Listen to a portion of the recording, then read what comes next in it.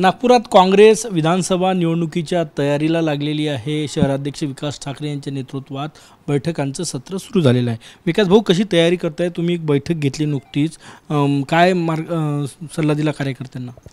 कसं आहे, मागील वेळी विधानसभेमध्ये काँग्रेसचे जवळपास 2 आमदार आम्ही निवडून आलो आणि 2 जागा 4000 मतांनी गेल्या होत्या।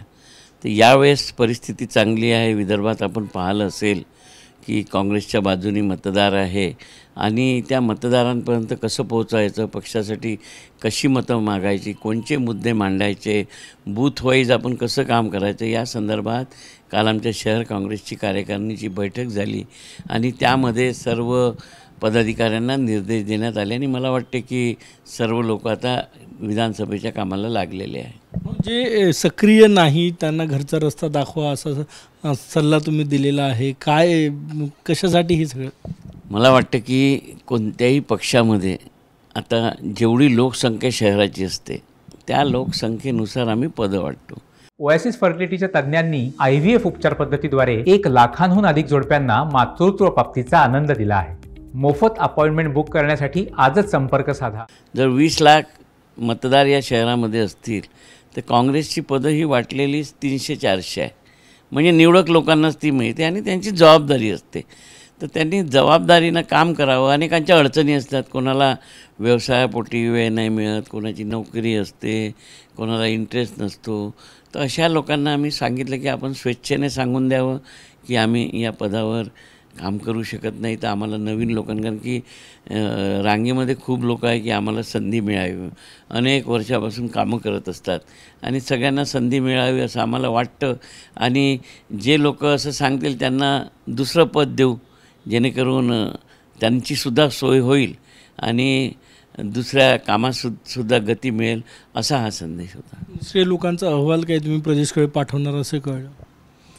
कसं आहे की प्रत्येक महिन्यात आम्ही जो कामं करतो त्याचा अहवाल शहर काँग्रेस ब्लॉक अध्यक्षांकडून घेते आणि तो अहवाल आम्ही प्रदेश काँग्रेसला पाठवतो। तर आता जे पदाधिकारी असतात त्यांनी आपापल्या भागात केलेल्या कामांचं ते लेखाजोखा देतात, हे सगळं पाठवणं आमचं काम आहे आणि ती दर महिन्यातली प्रक्रिया आहे, ती पूर्ण करतोच आम्ही। विधानसभेसाठी जे इच्छुक आहे त्यांचे अर्ज मागवलेले आहे, परंतु ते शहराध्यक्ष किंवा जिल्हाध्यक्षांकडे द्या असं प्रदेश काँग्रेसच्या पत्रात आहे। तुम्ही मात्र थेट तिकडे पाठवा असं म्हणलं। कसं ही लोकांची सोय व्हावी म्हणून, म्हणजे इथे जर त्यांनी आणून दिले तर आम्ही स्वीकारणार आहे, परंतु एक ऑप्शन जर त्यांना डायरेक्ट तिथेच द्यायची असेल तेही देऊ शकतात। आमच्याकडे आलेले शेवटी आम्ही प्रदेशलाच देणार आहे, म्हणून आम्हाला इथे दिले किंवा तिथे दिले एकच आहे। ज्यांना डायरेक्ट सोय असेल तिकडे द्यायची त्यांनी द्यावे, ज्यांना वाटते की जिल्हा काँग्रेसने पोहोचावे तर आम्ही पोहोचून देऊ।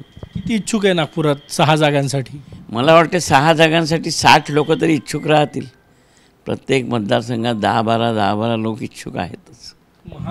महाविकास आघाडीतले आणखी 2 पक्ष आहेत, त्यांनी दावा केला शहरात, त्यांना देणार आहे की नाही तुम्ही, की सगळं 6 काँग्रेसच लढणार? नाही, हे आता हायकमांडवर आहे ना। जर हायकमांडने म्हटलं की 6च्या 6ही देऊन टाका तर 6ही देऊन टाकू। तर मला वाटतं हे सगळं ठरवणं हायकमांडच्या हाती आहे। जर त्यांना वाटत असेल की नागपुरातल्या सगळ्याच जागा देऊन द्याव्या तर आम्ही देऊन टाकू, हायकमांडचं मान्यता आम्ही मागणार। तुमची तयारी 6वरही आहे सध्या तर 6वर तयारी आहे आणि नैसर्गिक प्रक्रियेमध्ये 6ही जागा काँग्रेस लढू शकते अशी स्थिती आहे। कॅमेरामॅन साईसह गजानन माटे, TV9 मराठी, नागपूर।